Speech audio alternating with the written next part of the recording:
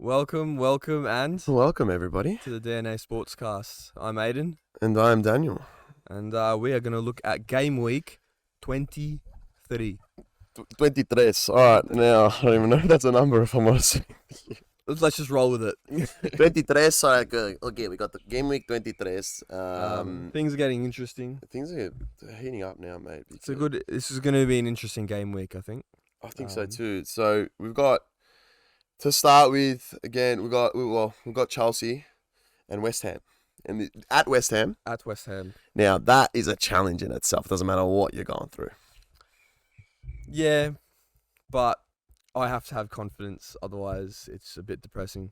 So I've gone 1-0 to Chelsea. I just hope that we can... Well, West Ham's a challenge, always, but they haven't been performing this season as you'd expect them to. Not at all. Nowhere near the standard they should be. No way. But they're neither of Chelsea, so I can't really go into it with too much confidence. I go in with hope. You got different manager though. You know what I mean? Like it's a bit more volatile, your situation, whereas West Ham, they should be like this. But It's true. But anyway, look, I can just go in with hope that we see progress again. Like in the last episode, I said, we drew 0-0 to Fulham, which is progress on losing 2-1 to Fulham. So huge. Now I'll go to Massive, West Ham, bro. thinking just some progress, just something different. I just want to see something different. I don't want to see Havertz and Mount starting again. And if I think Mount should be dropped, put him on the bench for a week or two, just let him rest. Because we know he's a quality player and he can play amazing. He just is in a rough patch of form. Just give him a break. Give him a little break. Havertz do the same, but we don't exactly have that many options up front. He may need to play,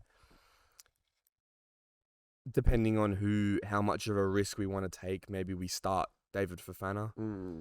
Maybe not. Felix is back. It's away though. That's it's away. Yeah. So it depends how much of a risk he wants to take. At home, maybe. I thought maybe at home. Yeah. I think the front line should be. I'm hoping to see a Mudryk, Felix, Madueke, or maybe Sterling if he's back. He just came back last week from his injury, so maybe he's ready to start. Maybe he is going to be used as a sub because he's not ready to get that many minutes yet. But you might end up seeing like a 4-2-3-1 is what I might predict, with the back line, obviously Kepa, then you've got Badiashile and Thiago Silva. Reece James came back from his injury last week, played 60 minutes. Maybe you can get 70 out of him this week, or maybe you just do another 60. And then you've got on the left back, I think Cucurella will probably start again. Chilwell's back from injury. He came on as a sub last time. Massive, yeah. Which is big, but I don't know if he's ready to start just yet. Maybe he will. Maybe he'll play half. Him and his best is really good. Yeah. You have been missing him a lot. Reece James on form transforms the entire team, honestly. It really does. Well, Yeah. I think that goes with if both fullbacks are playing at a world-class level, 100%. Like you see with Liverpool, you see with Real Madrid, you see it everywhere. Like a lot of the attacks from Barcelona back in the day, with your Jordi Albas, you know what I mean? It's just like they have always been, these better teams have always been, their fullbacks have always been in another gear, you know what I mean? They go in overdrive, and I think Chilwell and James 100% offer that. They 100% can play at that capacity. Definitely. So I feel like we've mentioned in the last episode, in terms of your midfield's like once that starts settling a bit more and your fullbacks start getting more fit and getting more minutes, I think you should be okay, but doesn't really support my claim that Liverpool be better than Chelsea sooner. But I don't think so. In saying, going into the midfield, you got Enzo, and I think Kovacic is back now. If not, then maybe Gallagher can play there. Yeah. But then Mount definitely needs a rest. Then up front, you could see Felix could either play the 9 or he could play the 10. Then you got Mudryk and Madueke on either side. Maybe Sterling, depends how fit he is. Then you're playing it safe and you're having Havertz in there. Maybe Felix is the 9 and Havertz plays behind him.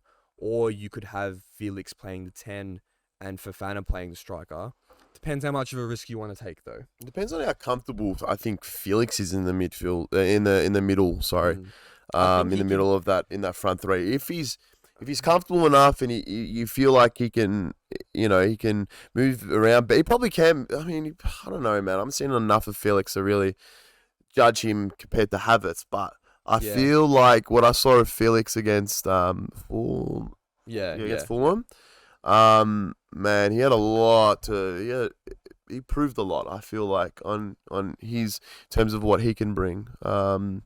So unfortunately, with that ridiculous challenge, but I think he didn't do too badly. No. He was very promising, and that's what I want to see again. I want to see Felix get his time to, show what he can do. Same with Mudryk on the left wing. I don't want Mount playing in the midfield, drifting up to that position and then occupying the same positions, kind of cancelling each other out. I want Mount to either be in a 10 or in a midfield and stay a little bit deeper, or just kind of. They all need to get working properly so that they can all play to their strengths. But for this game in particular, I want to see Mudryk out on the left, isolated. Just get the ball up to him. Just let him run at people. Give him a bit of space. If I were you guys, I'd let those boys play. I'd bench Mount, man. I don't think he's at the level he was once at. And like you said, he does need a rest. He looks tired, and he doesn't. What made him? He was a pretty. I'm not going to say complete midfielder at all, because obviously you can't, like, in terms of challenges and defending, he's not up there. But in regards to his creative ability, man, he's up there with some of the best, man. I feel. But I think that his role in the Chelsea squad just isn't. It isn't just to create chances. I think. He's more of a, I don't know, man. I just don't feel like any of your midfielders creating enough attacking threat at the moment. And if Mount can't even do that, why is he on the field? No. So that's our biggest criticism over the last few seasons is everyone's talking about not being able to score enough goals. We need a striker that's going to put away all the chances. Because at that stage, we were actually creating the chances. The chances were going in. That's when you saw, Werner was missing chances. Lukaku was missing chances. Morata was missing chances. But now I think the problems also come down to the midfield to create the chances as well. 100%. Absolutely. Now it's two problems that we got to work out. And that's why we've made so many signings. Now Potter just needs to get them to gel. Yep. And for now, whilst there still is a decently sized injury list, just get the new boys in there, get them game time, get them playing. Because, for instance, Ziyech seems like he wants to leave, so he's probably going to leave. So why are we playing him we can't be playing him every single game if we know he's going to leave. But you need points at the same time. Yeah. So I don't know. I think, but this season we're already in 10th. We're not going to come, or 9th maybe. We're not going to make top 4. So does Potter just kind of go for a more experimental approach and risk a bit more just to get to, so that he's better prepared for next season? Or does he keep playing Mount and Havertz and hope for the best and try and scrape a draw here and there? That's the tough thing about this situation. It's like, what do you aim for? But that's, at the end of the day, it's up to management what they want to get out of this season, and whether they want to hold back a bit and just experiment and see what they can do. And I think Villa did that unintentionally back in the day when they were in a relegation fight. I think their team was pretty good back then. Again, I mean, like, even when Grealish was there, like talking about when Grealish was there, I think teams unintentionally get in those positions where you're like, okay, well, next year isn't. I wouldn't say Villa was guaranteed at all. They went to the last day. We don't remember what happened there, but they won it last. What was it, last? Something like that. It was quite close. It was very quite close. But all I'm trying to say in that is that you can still experiment even when you're not playing well, with the next season in mind. And Villa played better the next season. They did. They did. But that was with the help of a few signings, new management, everything like that. I think the best option for Chelsea this season, personally, I think we should do a little bit of that experiment. I can throw the young lads in there, see what they can do, test a few different things out in the Premier League. Yeah. but then really go for it in Champions League. We're Absolutely. still in it. We've got Dortmund. Yeah, We can beat that's Dortmund. a tie you can win, but they are yeah. in an incredible form at the moment. Yeah. Dortmund, they've won the last, I don't even know how many games. They're just dub. You look at their team, and it's a team that we can definitely beat. Yeah, absolutely, So absolutely. I think, But we could go deep in the Champions League still. that's Depending on I don't know. It's tough. It's a tough one. It's a tough one to predict because I just don't know what we're gonna do. I don't know what Potter's gonna do. He changes his lineup. He changes his personnel so often. honestly, I think you need to give Mudryk another chance starting. I think he started and didn't play too well. Got subbed off very early on. It was a bit harsh. Was. Apparently got a knock and he had a cold or flu I think during Potter the week should or just something. let him play a full game, see what happens. Probably Yeah. full. Who knows? It's just another cop. That's just a cop out excuse. Yeah. I don't know. And Felix, whenever he can, is Felix back? He's back next game. Yeah, he's back tomorrow. Felix back He's next back game, which is tomorrow. great. And then, honestly, man, up forward, I'd just put Havertz in again and Yeah, maybe.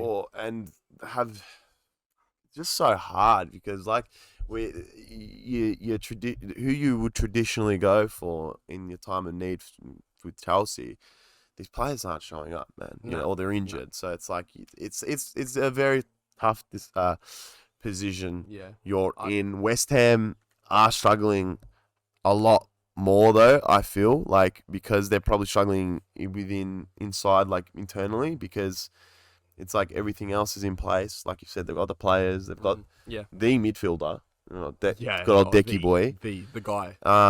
but he just, I don't know, just hasn't worked out this season. So it will be a close game. I reckon it's gonna be 1-1. Interesting. Yeah, I can see that happening too. What did you say? I said 1-0 Chelsea. Yeah, that's right. Bit of Yeah, optimism. yeah. Bit of optimism. You gotta be, man. Speaking of Declan Rice, I want him so bad. Yeah, he's oh my god, Declan Rice and Enzo Fernandez in a midfield pivot. Dude, it'll be pretty tasty, but I think what you got now is pretty good. I think Kova being there still, I think we've forgotten about that. You know that. I know you know that, but I think he's still injured, but he's coming back. I'm not sure if he's going to be completely fit to start, but he's on the mend. So he's on the list, man. So is Kante as well. They're on the list still. They're just injured. Yeah, Kante's starting to training as well. So soon, hopefully, but his contract runs out at the end of the season, and he's our highest paid player. So I don't know if you want to keep your highest paid player going if they're only playing 5-10% of the games. Yeah. So they'll negotiate, see what happens, and apparently if they can move on, they'll move on. Apparently the rumours are Atletico Madrid are trying to offer him a contract. Interesting. The Atletico struggling, man. I don't think they're doing too well this season. I think Simeone is there's talks of him going. Yeah. At the end of the season, and we've touched on that. That's why Felix is to the left and all that. So, it's funny how it just creates a flow-on effect, transfers, and it's who's going where, and turns out a player that could be joining your team is the reason for you going somewhere else or joining, doing a swap with them. It could be anything. So, but I don't know, we'll see what happens with Kante. But yeah, him at his best is one of the best Premier League midfielders of all time. Kante at his best. Absolutely, I agree. I agree. There. He has to be up there. You can't deny that. Not many players have won a Premier League with two different teams. Exactly. Champions League, Europa League, World Cup. Yeah, he's at his best. He was he wasn't ridiculous. Complete. He liked being a complete midfielder against United. He scored a couple of goals against us. That was freak because that was under Conte, and with Conte he was a bit more reserved. He sort of played more as a DM. Yeah. And then just out of nowhere, I think it was turned Smalling inside out. I know. And then just popped it in the bottom corner. I know.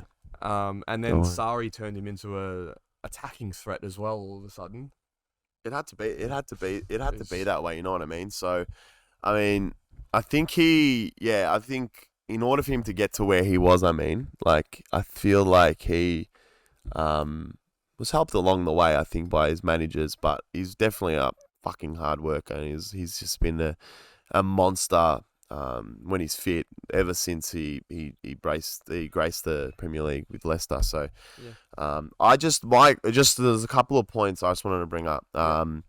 It's just whether, obviously we sort of touched on this. I just thought, Chelsea, in order to win the game, they need to capitalize on their chances. I don't see them doing that, like we've discussed. Yep. I feel like again, can midfield progress further? It's just I feel like the midfield can offer a lot more, and I think going forward, like we've said, the new lads, the Fernandez, the Felix, the Mudryk, they all need to start gelling together, and then with also Mount and Havertz. Once it all kind of gets gelled together, then it's once they're serious. United as a team, Nice. Chelsea United. they'll maybe be better. I don't know. You can rename your team. And then the last question I had, I've mentioned it. Can Havertz score? I don't know. Like I said before, once every 5 games. So I don't know if it's coming up yet, but it's just it's just one of those London derby. Let's see what happens under the lights of West Ham Stadium, so London Stadium. So yep, London Stadium, most boring name ever. Yeah, I don't know, man. No, it's not just the most boring. I'd rather than Amex, worse. Amex Stadium or Google. What about Sports Direct? Fuck. Well, I was playing I've got to play a career mode, and I'm at Newcastle, and they announced it as St James's Park, and I'm like, fuck, I haven't heard that since I was like in 2005, bro, watching the Premier League, when I was a kid, and it was just so nostalgic for me. I was like, this is nuts, and then it just all these thoughts came flooding back of the team back then. It's just anyway. Thought I'd just throw that in there. Nice. Boring stadium names, but it just goes to show that there is definitely an association with a club and its stadium. You know what I mean? It's like you've got to look after it. You got to take care of it. You got to respect it. And I feel like Newcastle lost sight of that. I feel like United has lost sight of that. We still kept it the Theatre of Dreams, Old Trafford. They'll never get renamed. I just don't think it ever will. You just never upgraded the jacuzzi. Just do the jacuzzi? No, but the stadium's a shithole too. Yeah. So it's like stadium training facilities. It all needs to be revamped. So it's I just wanted to mention. I know we're talking about. West Ham, Chelsea, but in terms of the stadium, you definitely need to be on top of that. Yep. Next up, we have got Palace v Brighton. Now, I've gone 1-1 draw. Ooh, interesting that. Very interesting. What do you reckon? I did go for that initially, but I feel like Brighton should win that 2-1. I would say they're definitely a better side, but I think Palace aren't exactly the easiest, because Palace home game, it's not the easiest place to go. Vieira's side can be tough to break down, unless Matoma does his research and creates a thesis on breaking down Brighton. No, it's Palace, sorry. Honestly, I think Matoma is fucking good, man. Oh, he's so good. He's deadly. He done his thesis on dribbling, but it seems to me there's a thesis on scoring as well. Because he just does everything. I know he does. And scoring headers as well, bro. That goal against Liverpool. Oh my fuck! That touch. Oh my god! It was like watching a prime fucking Dimitar Berbatov, man, or a Dennis Bergkamp. It was just unbelievable, man. Like. If he can, man, if that's his actual quality there and that wasn't just a fluke, it looked like a tidy finish. Like he knew where the ball was going, he just knew everything. It looked like he knew exactly what was going on. It seemed. Yeah, he'll make a big move soon, I think. He has to. I think maybe sooner rather than later. He's only just started. Give him maybe give him the rest of this year and give him one more year at Brighton, and then he could make a move. Depending on how Brighton's doing, by the way. Absolutely. I want to outline. I want to point out. Or at least say for Palace though. Oh, yeah. Bro, what I saw of him, if he brings what he brought against United, us, to Brighton, that's where I'm like, interesting. That could open the game up. But. Yeah, that's where I see them. They're capable of a goal here and there. That's why I gave it a 1-1 draw. Yeah, I feel like they're both definitely capable of scoring. It's just a matter of who's going to score the most, mate. I sound like Michael Owen just then. If they just score one more goal, they would have won the game. It's like, yeah, thanks, bro. Yeah, appreciate that. You can't score unless it's on target. Oh my god. But yeah, I love Matoma so much. Honestly, he's if he changes his nationality to English, he'll add a 50 mil to his price tag. But absolutely, bro. Brazilian adds 30 mil. But I just think there's he's so quality, man. He scored a few goals this season already, and I think he's not gonna shy away. I think a Spurs could come in for him, bro. It's the what's it called? It's the recruitment staff. We've talked about this before at Brighton. It's ridiculous. Yeah, it's redonkulous. Redonkulous. They're living in They lose in their best 2023, bro. They lose their best player and replace them with someone even better. It's They've got someone even better waiting. It's cooked, man. Like, And- Trossard was not needed there at all, man. Nah. At all, it seems now. Basuma, nah, Caicedo. Their attacking threat is just, it's changed. Like, oh, man, it's great. It's just awesome. And you know what I love? You know I what's love how they crazy? transitioned, yeah. They were scouting Mudryk from like a year ago. Right. From like before he was even at Shakhtar, I think. Bullshit. That is, I don't know, like from like youth levels. Dude, they've got to have a doctorates in scouting. Then, if that's the case, jeez, whether it was before Shakhtar or at Shakhtar, it was definitely early on before the Arsenal and Chelsea links ever started. They were scouting him first, I think, and then they just ended up not having the money to compete there. But what's I love is that Chelsea's picked up hired a lot of their recruitment staff. Hide them and probably follow their moves and everything else you need to. Like, Well, and yeah, do they you picked feel like them up, and then Mudryk straight away.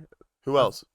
Do you know? Was there after obviously like the signings following? Obviously, or a doing of Potter and his team. Yeah, so you've got Mudryk, you've got.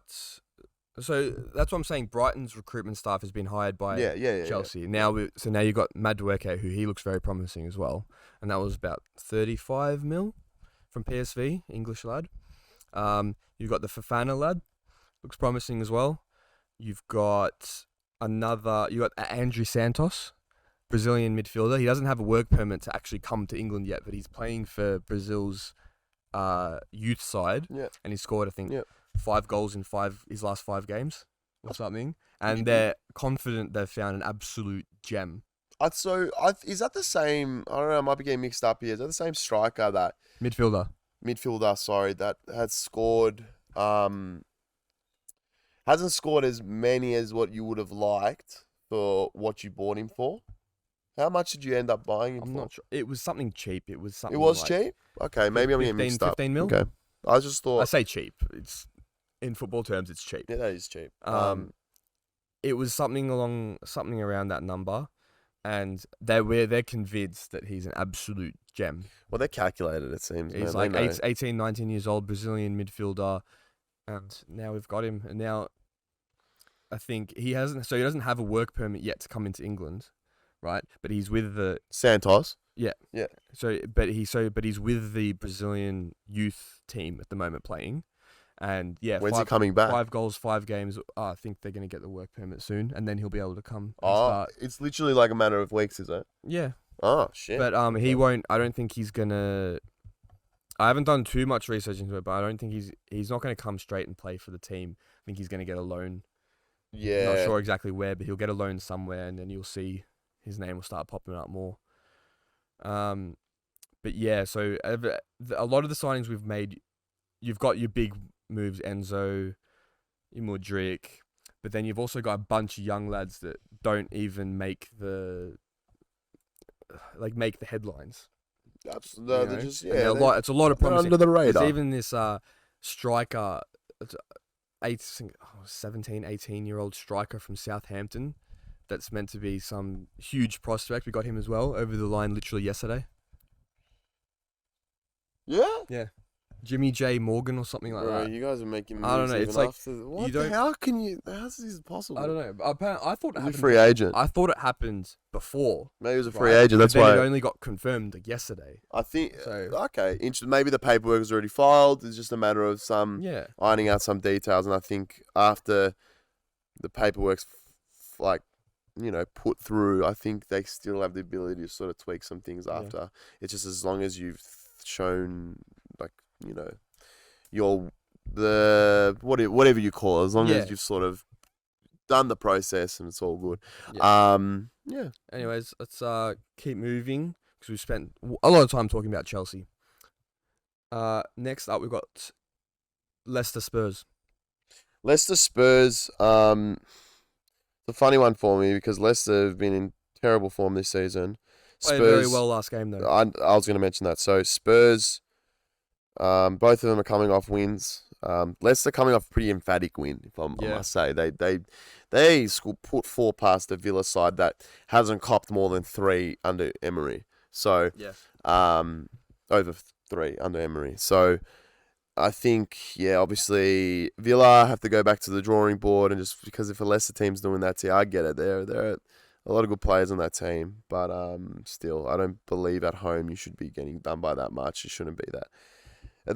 Honestly, like I feel like Villa just need to not Villa. Leicester need to just relax a bit because they're very open in terms of their play. And I don't know, I just feel like they're not as sound as they once were. And Spurs are going to relish that, I feel. I think Leicester's going to have to drop back big time, I feel. I don't think they're going to be able to... I think they're going to have to go back to how they used to play in terms of proper counter-attacking football. Yep. But I think they do love coming in from the side and, running right in there and... linking up. I think Iheanacho, man, scored a goal as well. Come back and, put his name back on the score sheet. So, if he, I know he doesn't have the greatest pace on him. If Jamie Vardy maybe was back to where he was previously, I'll see Leicester in for a sniff. But I'm going to go with Spurs 2-1. And Kane to switch back into gear after last week. Finally scoring a goal, becoming the all-time leading goal scorer for Tottenham Hotspur. So, congratulations to him. He did drain it with the TikToks, though. Did you see? There were a couple, bro. 2-3 different videos about it. Like, bro, relax. And he's like just shoving in everyone's faces. Like, what? You're gonna ignore the last 4 months, are you? Yeah. You know what I mean? Like, you ignore the World Cup, are you? We're not gonna think about that, are we? Nah, Harry. Nah. You watch. My luck is gonna end up coming United next window. Yeah, I'm clipping this. If he does, mate. I'm going to remember this. Please, no.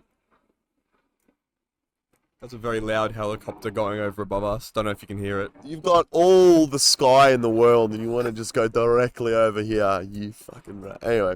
I don't even know if this will pick it up or not. But anyways, I see somewhat similar to you, but I see Spurs having a bit of a typical Spurs performance and having not a complete stinker, but enough of a stinker to cop a 2-2 draw. Yeah. Kane will score, but then they'll start off as shambles, cop 2 goals, and then turn around in the second half and score 2 goals. Or they'll do the complete opposite and score too early and then just completely switch off in the second half. It could be that. Something like that. I just see it happening. That has to... if that doesn't happen, I don't see Leicester scoring more than 1 goal. I just don't see it. I don't know why. I don't know. It's just they definitely, that is 100%. Obviously, every team struggling to score goals. And I just feel like there's a reason why Leicester's down there. And I think that 100% that game against Villa, it was a great improvement. But I just don't think that shows what's going to happen in this game. And I think, like I said, I think Spurs could come back in it and challenge. They can challenge again for a top 4 spot if they convert here. So I've got confidence in Spurs, I think. Yep. Next up, we've got Southampton versus Wolves. Now it's not. I don't see either team scoring. I've got a 0-0. Really? Yeah. Wow.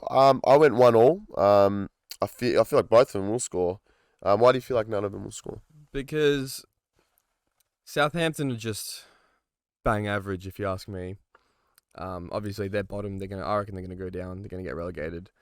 Unless Ward-Prowse puts a free kick in or something. That's the only way I see them scoring somehow. But they do manage goal here and there, but I don't think they will today because I think Wolves is decent. Yeah. Decent enough to keep them out, but scoring has been a bit tough for them. I say that they put 3 past Liverpool, but I'll be honest, Southampton's better defensively than Liverpool is. And that's not even a stretch to say. I didn't even react. I literally I checked. I checked. Nothing. I had a little like Yeah. fuck, like a little twitch. But because nah. I just remember since the new year or since the World Cup, if you just take those games into account, Liverpool's dead last. That's bad. That's not good. That is not good. So I don't know. Anyway, that's a little Liverpool dig in that one. We try to find a Liverpool dig in every single game. So we'll leave it now for now until we get to the Liverpool game, and then we'll have nothing but positive things to say, obviously. And you've got Liverpool's playing last, so we'll get to Liverpool fans. You got a little bit of a break. Yeah, don't worry. I think I don't know. I've listened to the coach Nathan Jones, ex-Essendon footballer, for now coach of Southampton. I saw him talk. I think it was in a cup game. I forgot which game. Who the fuck they were playing against? I think they were playing against a championship side. Anyway, and he was talking about how well they were playing and our goals expected is one of the highest in Europe, and in terms of ever since the last few games they've played where they've sort of pieced some sort of identity together under him, and he seems like he believes that they will. It's just a matter of time. It's just like in terms of what he was saying, he was sort of convincing me as well. It's like we are in the highest percentile in a lot of these stats that matter, and he feels like it's just going to take time and some money, I guess. But I think immediately now, I think that belief that he has will translate against Wolves, and I feel like it's not enough to win, but I feel like they'll still be in the game, being at home as well, St. Mary's. So, look, they've got they hired a championship manager to try and keep them out of the championship, but that's exactly where they're going to go. So he's going straight back to the championship, bro. You're going to fake it till you make it, you know what I mean? Yeah, I think what you're saying makes sense, but I don't think it'll happen in time for them to stay up. I'm not saying they're going to stay up. I'm just saying it's Wolves. Remember, this is the Wolves side. Yep. Yeah, they beat Liverpool 3-0, but like you just said, they're Liverpool dead last since you say Christmas or World Cup or whenever it was. Yeah. So yeah. I feel like that's going to be a draw. 1-1. Well, yeah, I've got a 0-0, so I got a draw as well. Just less goals. Yep. Next up, we've got Arsenal-Brentford. What do you think? I think Arsenal need to bounce back, and I think they will bounce back. I think the bigger test comes for them in the game week after. But this week, I think they're going to bounce back, and I think they're going to win 3-1. 3-1. Standard. Dude, Standard. That one, you said it, yeah. You said it, man. You said it. I'll mention someone that's underperforming there. Martinelli. Oh, fuck. You said Martin Odegaard. I was about to shit myself. No. Oh, my God. We're going to have to cut that. That guy is up there. Martinelli. Yeah, he's underwhelming. Since the World Cup's been a bit under the radar, that he's been a bit underrated. Not underrated, sorry. Underwhelming. I think maybe give Trossard a start.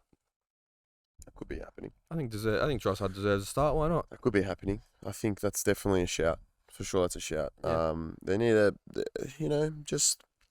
I don't think Arsenal need to change too much. But no, Martinelli's still good. It's just they needed depth. They've now got depth. Now use the depth. Yeah. Give Martinelli a little rest. Absolutely. I agree. And I think that will humble Martinelli, and I think they'll make him train harder. But we don't want that, do we? No. Nah, play Martinelli, bro. Starting. Don't worry about it. That's better for us anyway. But yeah, Brentford's good enough to get one goal, but Arsenal they'll run away with it. Yeah, exactly. Yeah. That's what I reckon too. It's a pretty simple game, to be honest with you. I reckon that too. I feel, I think, I don't know, Brentford, man, I watched them score 4 on us, 3 of them it was a 5. I don't even know. It was a dream. It was a dream to me. It was a nightmare. Yeah. It was a nightmare. Scored 3 on us in the first 37 minutes, and that was just like, what the fuck is going on here? But they were electric, man. That was one of the worst half an hours of football I've ever watched in my life. By one team. You could, yeah. Big props to how you've turned around since then. But that game was one of the worst. What did you say? 37 minutes. It's one of the worst bits of football by any team I've ever seen. Yeah. No, I see what you mean, but I don't know. A 9-0 loss is pretty bad too. Yeah. But I don't remember watching that game. I watched this one live. No. I mean, in terms of like Leicester versus Southampton, or Yeah. Tottenham, versus Southampton. Well, Tottenham did Southampton 9-0 too, didn't they? Was it? Was it Tottenham? I don't know. I don't Anyway, know. look, it looked like the trajectory was we were going to lose by that much at that point. But like I said though, Brentford definitely can be dangerous. Yeah. Just depends on the day sometimes. Yeah, but no. they're in really good form at the moment. Arsenal need to bounce back. Yeah, I think they do too. Up Fulham Forest. Bro, this I don't know why I'm wearing sunny. I mean, I'm wearing sunny. It's glary out here, but damn, I can't read. Fulham Forest. Yep. I think Mitrovic will do pretty well. I think he'll get on the score sheet, and Forest are doing enough at the moment, so I went with a 1-1. Interesting. So I went with 1-0 as well, and I've changed it last second to 2-0 Fulham. 2-0. Yeah. Yeah. I had 1-1, and I literally, while you were talking just then, I just changed it because against Chelsea, I saw Mitrovic, Palhinha, unreal. Yeah. That Palhinha in midfield. Their connection, huh? Ridiculous, Yeah. And Andres Pereira even. Andres Pereira's always been a good player. Just never could break through. Yeah. He's unreal. I knew he was going to do well there. Merchant for my FPL team. Dude, he was so 4.5. Yeah. I think I said to you at the start, I'm like, get him. Like, he's at Fulham. He'll start every fucking game. Yeah. And he's everywhere. So I'll tell you what, though. The reason I was swaying 1-1 in the first place was Keylor Navas. Dude, because he was doing well. Dude, with all the signings they've made, Gibbs White. And there's I'm going to have a look at their lineup because all the players that they've signed, their best players are the ones that were there before. But yeah, but I feel Johnson, that's who I'm thinking of. Brennan Johnson. Yeah, right? the Welsh lad. Yeah. Now he is what Lingard was meant to be. They signed Lingard thinking, he's going to be the star man, but nah, this kid's coming through and he's doing bits. Bro. See, now I'm talking myself back into going to a 1-1, but I'm going to leave it. I'm going to say, I think Forest have found their feet a little bit more. And with Keylor Navas, like you said, that is a major factor. Huge. And dude, I was watching Forest and I was saying, yeah, exactly true. Yeah. So with those acquisitions, man, I saw them play against Leeds, and bro, Leeds were pumping them all game, and they just couldn't come away with anything. And I feel like if Nonto, he converted against us, couldn't convert against that Forest team all game. It's just like, you're like, shit. It begs the question now. It's like, how Keylor Navas, we all know, is unbelievable. I've seen it firsthand. I've been heartbroken by him in the World Cup when Greece versus Costa Rica. I literally met him as he was on the rise. You know what I mean? He's always been underestimated. He always has been, and to this day, I think, even now, getting dropped at Real Madrid, then going to PSG, getting dropped at PSG, and now the poor bloke's at Forest, And this is the team that last season at this point, 2 seasons ago at this point, when they were in the Championship, they were dead. They were out of the Championship, but then Cooper's come in. Yeah. And he's look now, it's just unbelievable where they've come from, Forest, and that's why I just can't doubt them as much now later on into this season, because they've found their groove, Yeah. Well, they are signing, and they've signed more players than Chelsea has. Yes, a lot more. It seems like every time I look at the lineup, there's a player there that I was like, oh shit, they signed him as well. Every time. But the thing is, though, they're just not good enough. They're not good enough to break the top 10. All of their best players are literally the ones that were there before. So, what do you mean the ones that were there before? The ones that they got promoted with. The ones that were playing last year in the championship. Well, Gibbs White wasn't there. Johnson. Gibbs White was there, wasn't he? Nah, he was at Wolves, bro. Oh my god, he was too. Yeah, he was at Wolves. So, in saying all of that, I just feel like August 2022. You're right. Forest have found, like I said, this run of form recently. They have been up and down. They're not good enough to break the top 10, but I still feel like they should come away with something. They should come away with something in this game. So yeah, Fulham, and I think Fulham are just a little bit better. Obviously, they're in the top 10 still, aren't they? They are 13th. Fulham. Yeah. Sorry, yeah, they're in the, so it's like. Yeah, they. Let's see if Forest get a win, they could be a lot closer to Fulham. True. You know what I mean? So I'll tell you what, if it ends 1-1 now, I'm gonna be pissed. Well, we've spoken out for a while. Stick to it. Stick fat. Okay, now Cherries Newcastle. I had a bit more faith in Cherries initially, but now I don't. I don't know. Just again, this is a feeling that I think Newcastle. They've sort of I think they've peaked this season in terms of where they can go to. I thought they were going to push for a top 3 spot. They still can now with City dropping out. Yeah. But I still feel like they're just way too strong for Bournemouth. They're way too strong for Bournemouth. And I'm going to say 2-0. I've gone 1-0 to Newcastle. Away. Standard, exactly what you say. They're 1-0. You know what they've been since the World Cup? They've been 1-0 merchants. Yeah, they've been really good with their clean sheets. Nick Pope is doing very well on that front. Best defense in the league, Newcastle. Yeah, they do. So that's why I was like, Cherries, I'm like, probably not going to score against the Newcastle that good defense. Like, I can't say it enough how good Newcastle has been. I don't think we've covered it enough, if I'm honest. But we love looking at our attacking play and defensively. The defensive highlights generally come out towards the end of the season because players are playing so much harder.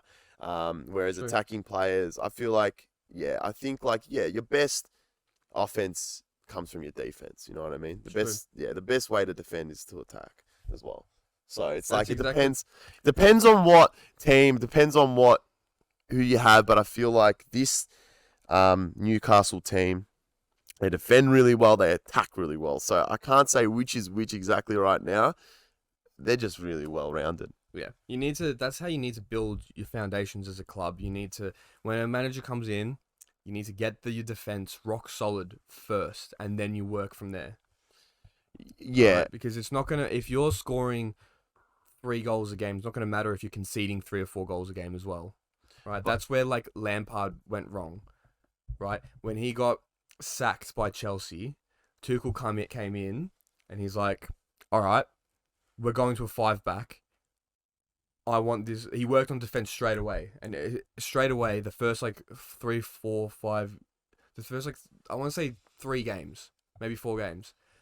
We kept clean sheets, didn't score more than 1 goal, but then slowly, we started to work the goals into the games, and then we were winning Champions League. So that's the thing. I think a lot of teams, let's say Klopp's Liverpool, for example, he focused on attack at the start.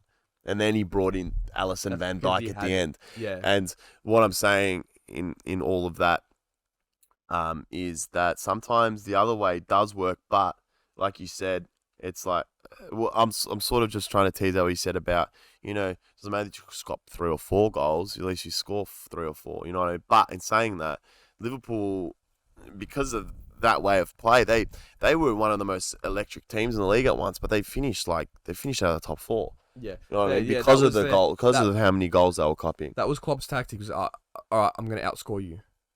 But then he realised, and then he brought in talking about Van Dijk, the yada yada, and then that's what I said. That's how I said with last episode. I was talking about when I was talking about Lampard. Lampard was getting away with it a little bit at Chelsea because they were one of the better teams, and that's what Klopp did at Liverpool. He was getting away with it because he was one of the better teams when you play like that.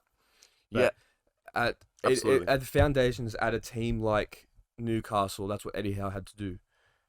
Yeah, absolutely. He brought in, he solidified that defense and midfield, and then the attack starts clicking. But because he is so sound with how to set up front. That Bournemouth side, dude, that I loved watching that Bournemouth side, and that's where I think their fans are probably a bit bummed out now. They're like, fuck, man, like, Yeah. we could have been Newcastle, obviously different league altogether, and almost literally probably will be next season, different league. But it's just like, I would hate to be a Bournemouth fan seeing how Newcastle play and understanding that all we needed was a bit of cash, man. All we needed was a bit of cash, and Eddie could have done so much more. You know? Yeah.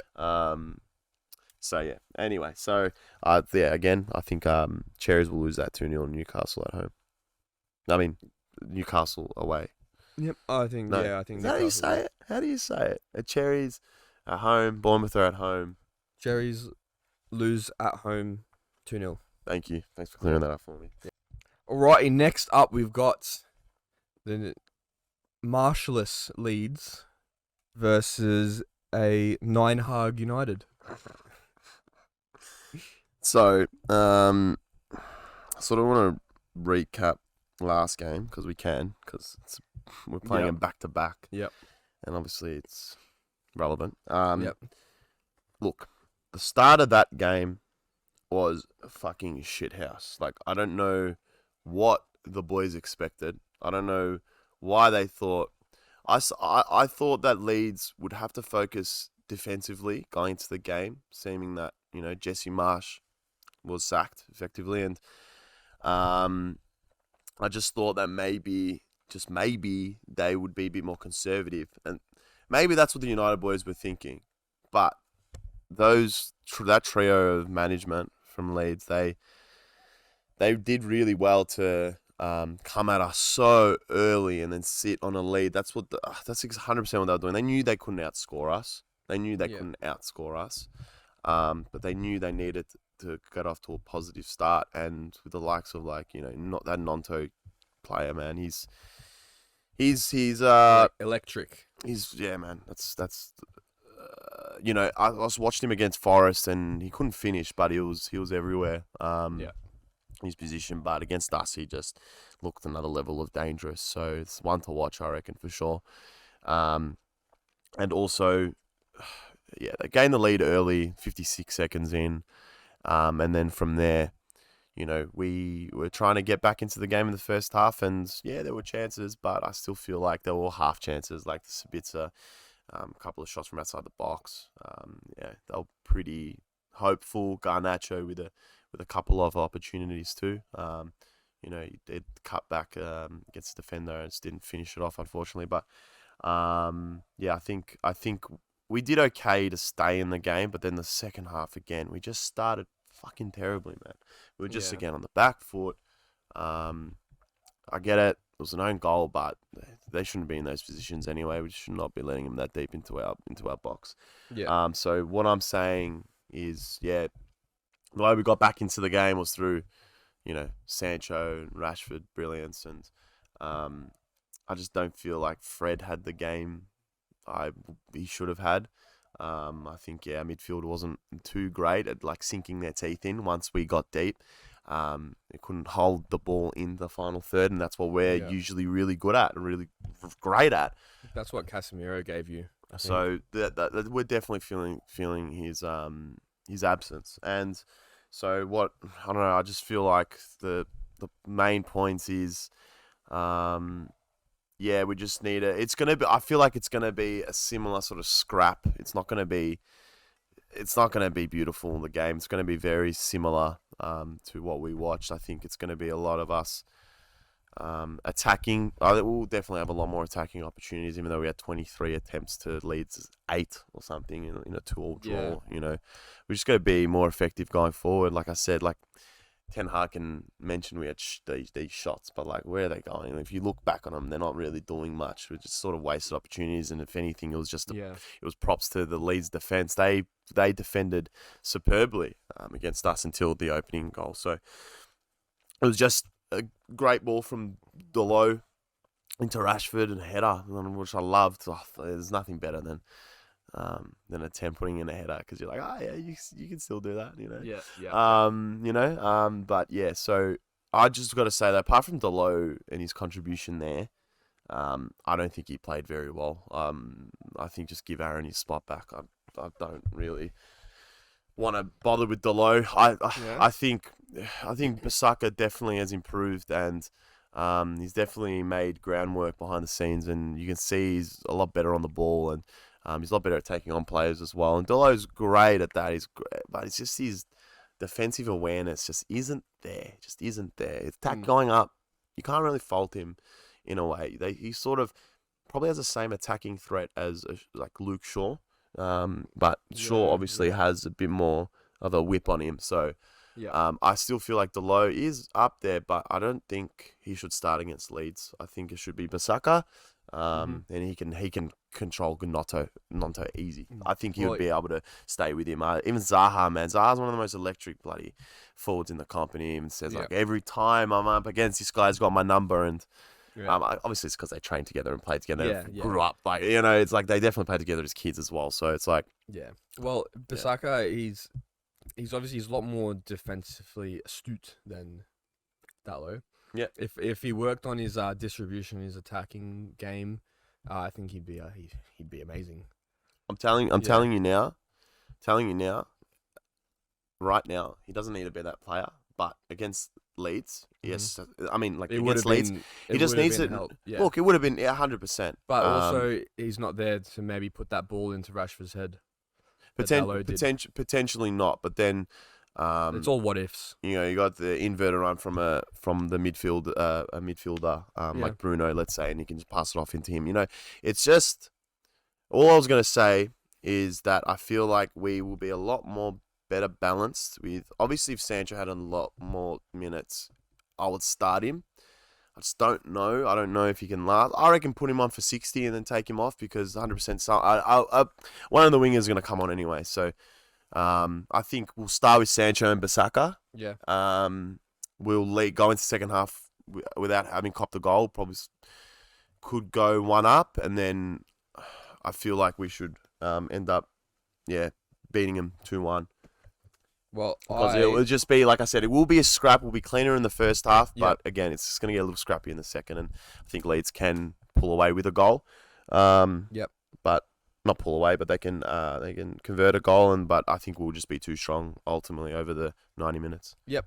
Well, I think that it's going to be a 2-0 to you.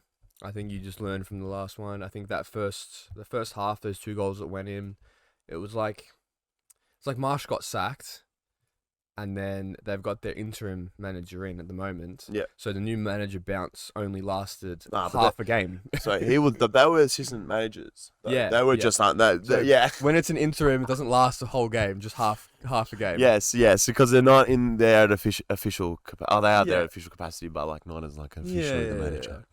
Their new manager bounce is still coming. I want to mention something. I don't know what Leeds supporters see in this guy anymore, but Patrick Bamford.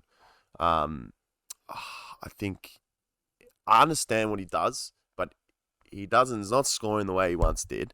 I don't know. I just feel like you can get someone better in that position for Leeds. I think they're capable of a lot more up front because of the quality that they have.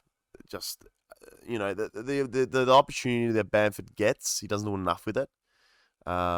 And I feel like he's not too much of a physical presence either.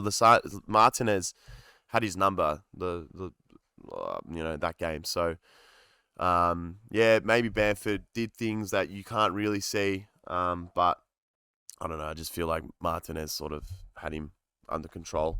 Yeah. I think like maybe if you had a striker, one of those real clinical ones that Bamford once was for a season. In the Premier League, they could have been a better result against us, but I don't see it happening. I think Bamford always was.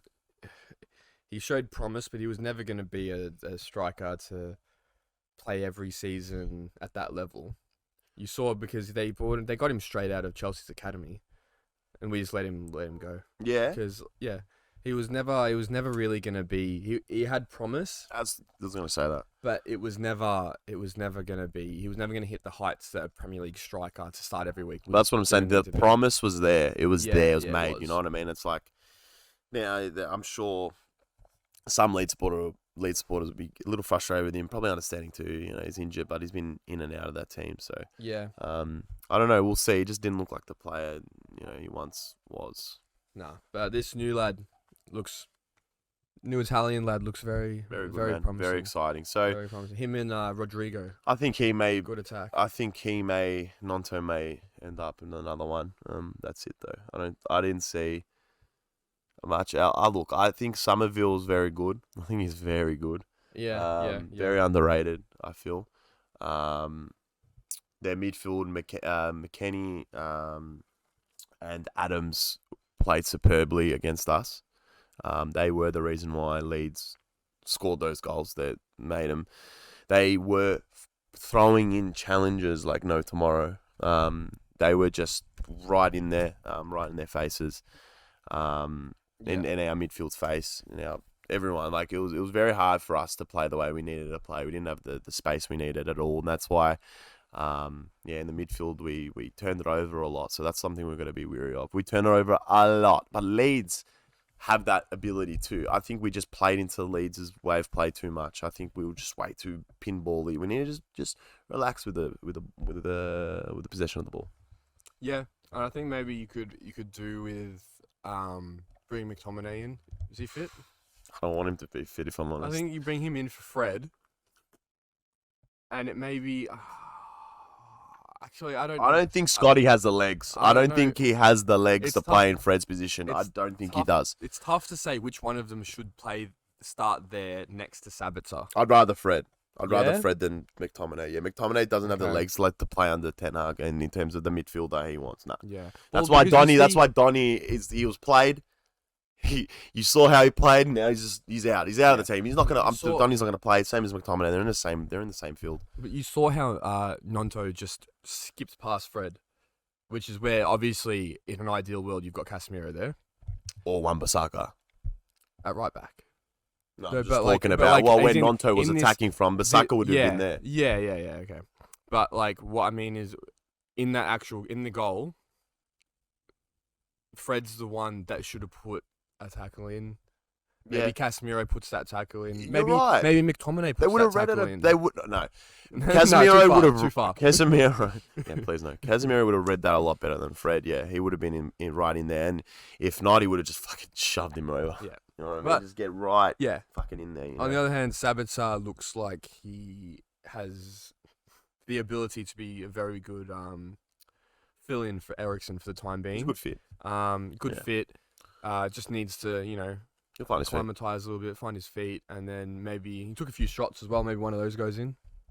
Yeah, I was surprised with that ability. So let's see. Yeah. I mean, a lot of midfielders like him have that in their locker, but it's being able to translate on the field and in training, they definitely practice it. So, but you've got your midfield has a lot of adjusting to do because you've found success with Casemiro and Eriksen there now for.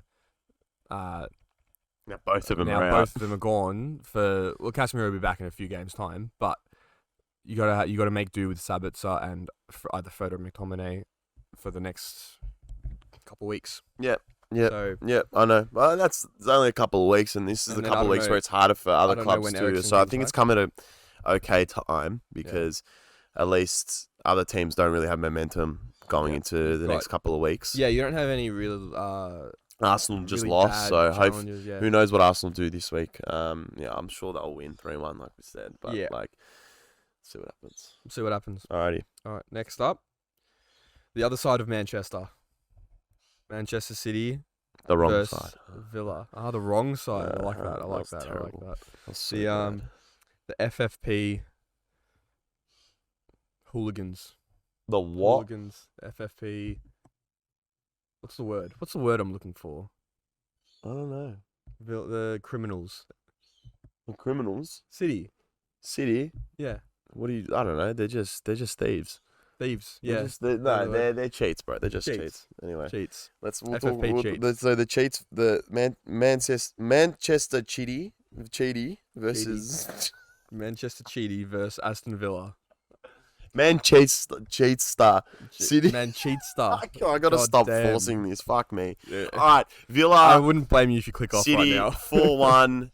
I think City will fuck them after. I'm sorry for putting this so harshly, but City will trump them even after all this. I think like they'll have something to prove. So I think they're just gonna do them. And Villa just got smashed by Leicester. So Yes and no, because Villa. I at first I thought 4-0 to City, but now I've changed to a 2-1 to City because I think Villa can be a bit more of a pest than you might think. I understand that, but You know? I don't know. I think now that if you've got an opposition like Leicester figuring you out, City though, that coaching staff is going to be going through all that footage, man, and they're gonna. But City have a dodgy performance in them. I do know they have to bounce back now. I don't think they have a dodgy performance in them. I think they just go. They have had dodgy performances in them all season. Like, who starts? If you were to pick a lineup for me right now for City, who starts? Goes Haaland, Mahrez, Grealish. De Bruyne has to start. Rodri has to start. And the other midfielder. I couldn't tell you if I'm honest. I probably just couldn't. I guess.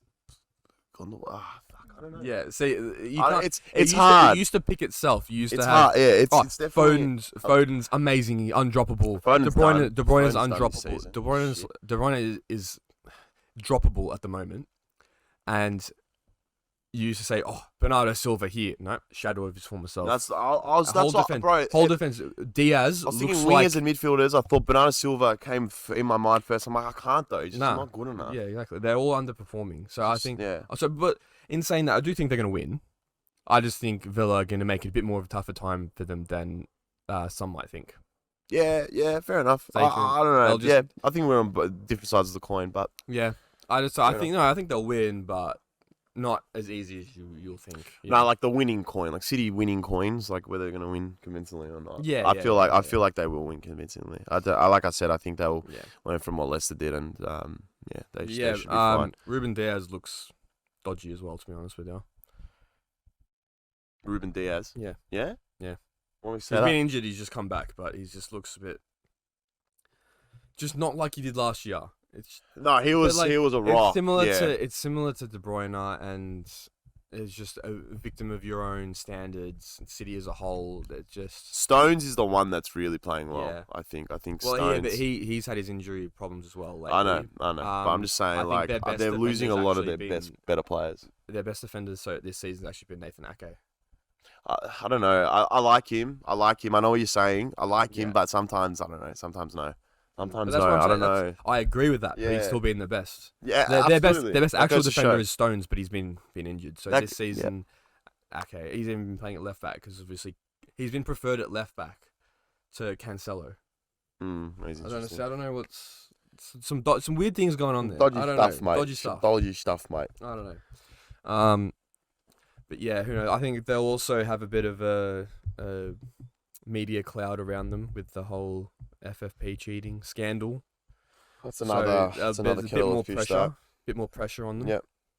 Let's say, look, we'll talk. I reckon we'll talk about that after the game week, because I think we'll have a better idea of how it's going to affect City, and and we can talk about potential. We'll see. We'll see potential things that could happen afterwards in yeah. terms of the team, and like see how players are Yeah. going to play. And I'm just quite intrigued. I can't wait to see how the game's going to play out. I'm actually excited for that one. But the only thing I can say about the whole scandal is they probably get a 15-point deduction maybe, but it's a lot. That's what Juventus got, but what City's been accused of, they've been found guilty of, is a lot more. So could be anything. We'll go into that. Believe me, we'll go into that. I'm not. I don't want to rip into him yet. No. Believe me, I've got wait and see what a lot in the locker, because all I'm saying, a lot's happened since 09. That's all I'm going to say. A lot has happened since 09 in football, and Manchester City, unfortunately, were a catalyst in this change in which we're seeing football being monetized, and you see in the Super League now. Anyway, we'll talk about that. We'll talk about that. We'll soon. do another episode on that stuff. We've got Liverpool and Everton now. Merseyside Derby. Big game. Big game. I Big really game hope. in the bottom half of the table. Yeah. Unbelievable stakes I really hope you've gone the same way I have. in that game. Now, I gave you a break, Liverpool fans. We gave you almost a whole episode's break, but now back. we're coming back at you, and I think Everton 1-0. Same. Nice. And let me tell you why. I actually was I was veering towards a 0-0, but I don't know. Historically, I feel like there aren't many goals in this game. Yeah, no.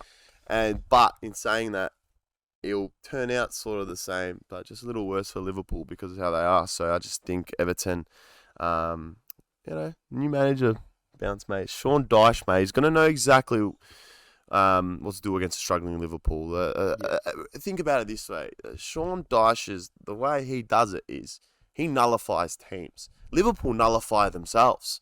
So it's like, what does Dyche really have to implement apart from saying to the boys, play how you need to play. Go for it. Just fucking have fun. I'm telling you, I reckon it's literally going to be fucking have fun because, like I said, but in saying that, you don't want to risk Liverpool just clicking, but you don't see it happening. No, and as Sean Dyche, I would not see that happening. So I'll give that license to those Everton players to enjoy themselves, enjoy the occasion. If they win, imagine how much more confidence they'll bring out of that squad, mate. Yeah, Merseyside Derby. You'll be winning the fans back as well. Exactly right, man. And it is at Anfield though, so that's the scary part for Everton. And I feel like they will just be taking in the moment.